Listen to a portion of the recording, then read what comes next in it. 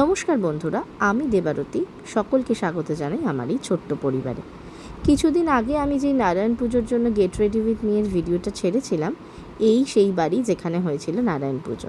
এটাই আমাদের বন্ধু বান্ধবীর বাড়ি।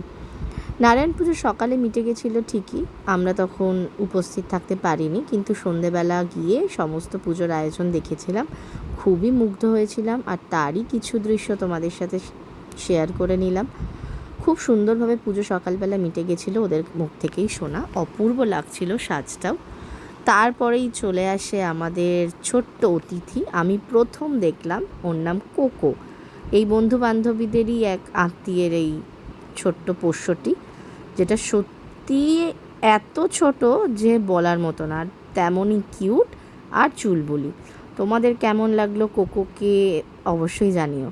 আর একটা কোকো আমার নিজের আছে, তাকে মনে আছে তো? তার ভিডিও অনেক দিন ছাড়া হয়নি। আর এই কোকো ছিল ভীষণ চুলবুলি আর খুব খেলতে ভালোবাসে, নিজের মতো খেলছে। গরমের জন্য ওর লোমটা কেটে দেওয়া হয়েছিল। আর তারপর ছিল রাত্রে রাধাবল্লভী আলুর দম চানা মশলা প্রসাদ। আজকের মতো এইটুকুনি, টাটা।